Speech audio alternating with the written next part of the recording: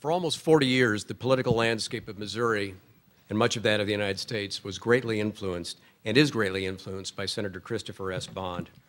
Senator, for all that you have done and all you've done for Missouri, it's my pleasure to award you the 2009 Harry S. Truman Good Neighbor Award. Thank you very much, sir. Thank you. Thank you very much, Carl, and thanks to all of you for this high honor. I am deeply touched to receive it, particularly from a foundation bearing Harry S. Truman's name, a great president, and receiving this award from friends and fellow citizens.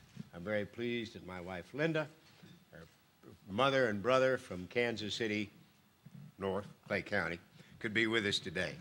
Carl, as we've discussed, I've long admired President Truman, whose accomplishments will long be remembered throughout American history. Mr. Truman is widely remembered for his service as president, but he was also a United States senator.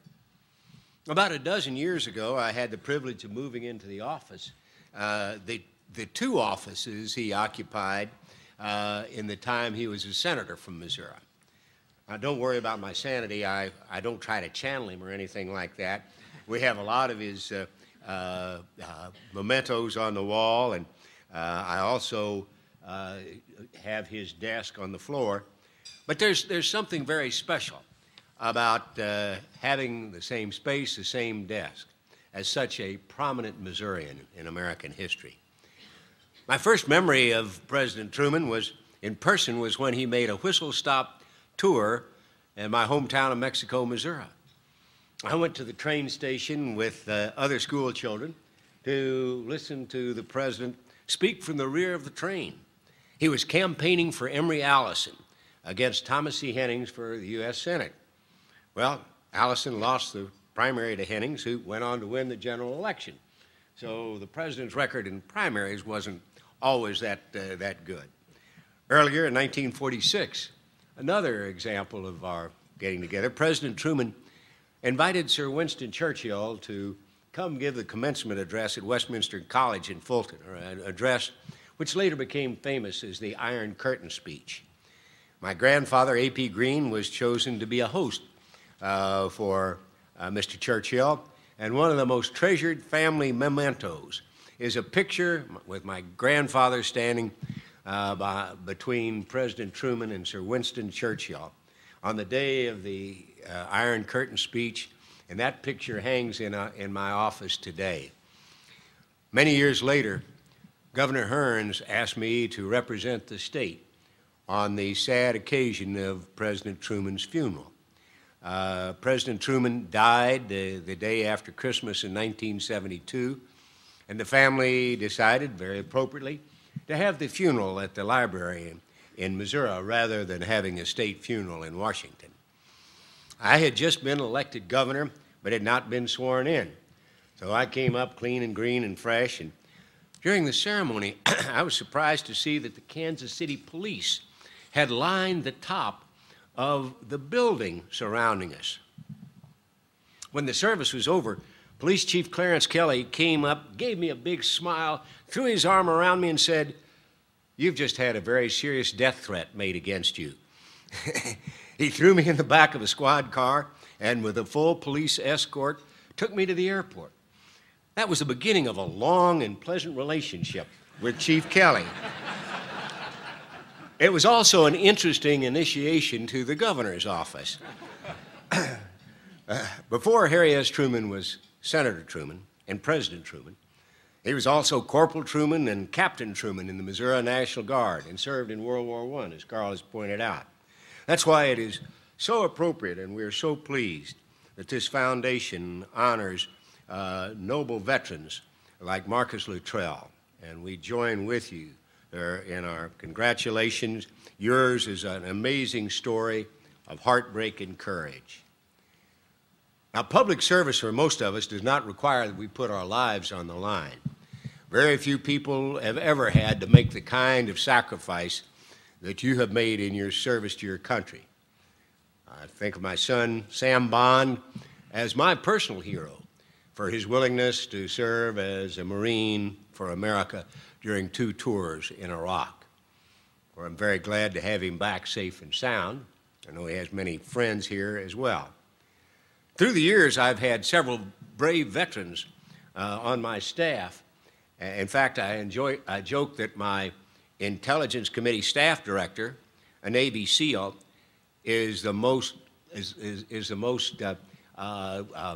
pleasant-looking, least dangerous-looking man in the nation's capital. But he could kill any one of us with one hand. As President Truman once said, our debt to the heroic men and valiant women in the service of our country can never be repaid. They have earned our undying gratitude. America will never forget their sacrifices. Close quotes. These very words are engraved on the National World War II Memorial in Washington. President Truman had to make the very difficult decision to go to war, to fight forces of evil threatening an ally. It was no doubt a very difficult decision because he knew what war was like from his World War I experience. He never forgot what war cost America and individual Americans. But of all Truman's many contributions to America and the world, probably the Marshall Plan surely must rank among the greatest.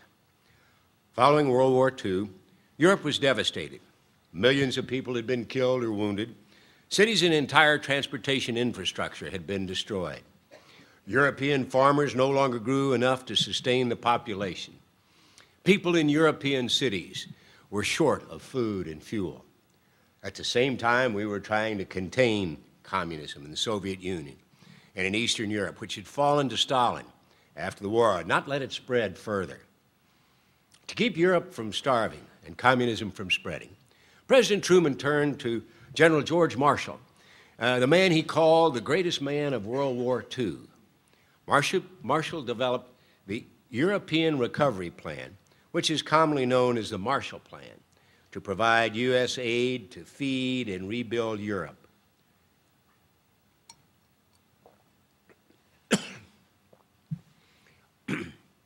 As then Undersecretary Dean Acheson put it in 1947, the devastation of war has brought us back to elementals, to the point where we see clearly how short is the distance from food and fuel, either to peace or to anarchy. President Truman ran into opposition from some in Congress who did not want to spend more on Europe. As he pointed out in one of his famous letters to his wife, Bess, the war cost $105 billion in 1945 dollars. He was incredulous that some in Congress did not want to spend the relatively small sum of $16.5 billion for the Marshall Plan, which was to be spent over 4 years and was for peace. Congress did ultimately appropriate the funds for the Marshall Plan. There is no doubt in retrospect that it was a resounding success. Europe healed and their economies grew. Communism did not spread to Western Europe. Now, I think we can learn from what President Truman knew. There are parallels today. Many people in the world in less developed nations are suffering right now from conditions not unlike those in Europe in 1947. Their governments don't work, their people are hungry, there's little hope.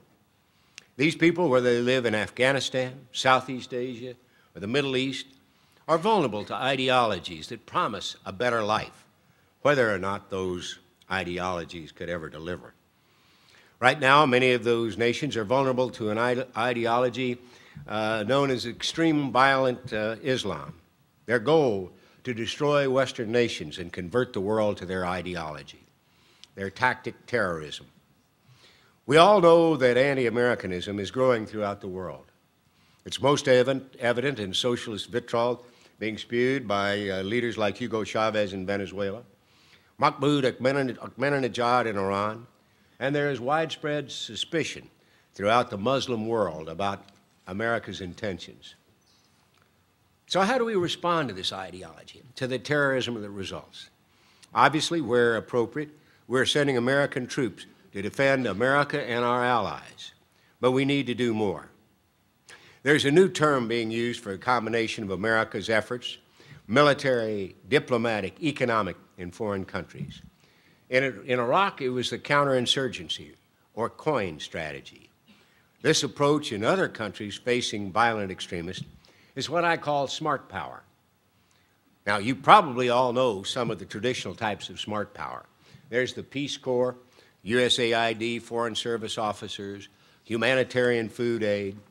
Smart power recognizes that before a person can choose his politics, he has to have enough to eat and a stable community in which to live. Sometimes the diplomatic and humanitarian efforts we make must be used in combination with military forces to provide security for the progress that's been made. As time goes on, we're becoming even more creative in our use of smart power. In Afghanistan, for example, as C.O. Luttrell knows, perhaps, we're supporting efforts of the Afghan people to build their own institutions of education, judiciary, and to develop their infrastructure like roads and power.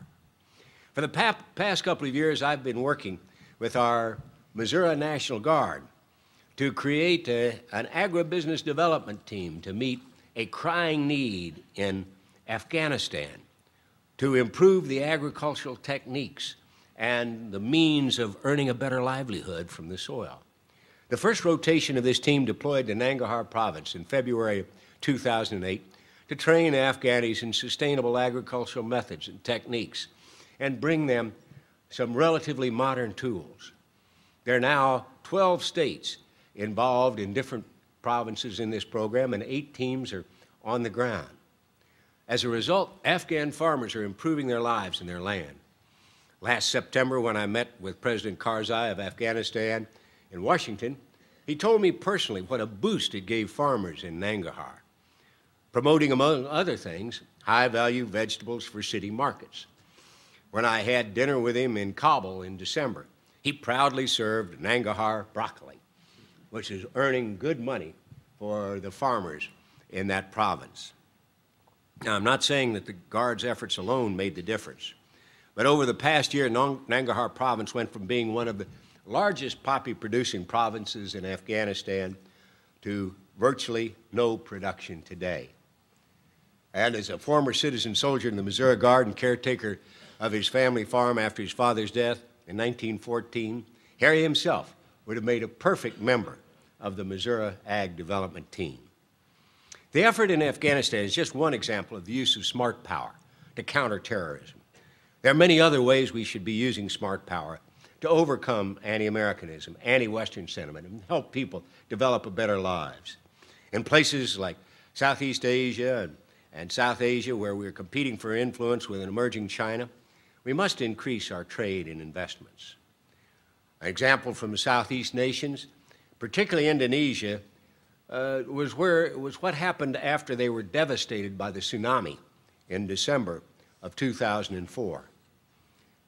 In January, that following month, I traveled to Southeast Asia and joined Deputy Secretary of Defense Paul Wolfowitz to visit the tsunami-ravaged areas and meet with representatives from relief organizations and military and government officials. I saw an outpouring of assistance and cooperation among the U.S. military, other countries, international relief organizations, and the Indonesian military in responding to the cataclysmic humanitarian crisis, which could have cost tens of thousands more lives. When I returned to Washington, I encouraged my colleagues to use this cooperation as an opportunity to foster stronger ties with Indonesia and other countries in Southeast Asia. Unfortunately, our public diplomacy did not follow up and let the local citizens know about the good things we were doing there and the tsunami relief or other efforts. Now, we also learned that another important component of smart power is free trade.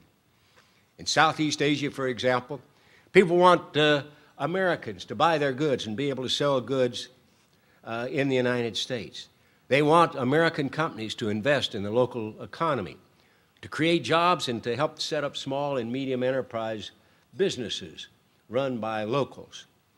These investments not only provide jobs for local citizens in those countries, they open up markets for our businesses to supply from America. Now, our American tax policies must not stop these mutually valuable outreaches to developing countries. One other item I want to mention is in the Middle East. There's the Holy Family Hospital in Bethlehem, another example of smart power. I've supported its mission to treat expectant Palestinian mothers and help them deliver and care for their babies. This great work of this hospital not only saves innocent young lives and gives the unborn a chance at life in a troubled part of the world, but it also works to dispel the false notion that America is at war with the Muslim world and sides only with the Israeli people. These are powerful actions and deeds supported by the American people that can and must speak louder than the propaganda and self-promoting vitriol espoused by other terrorist enemies.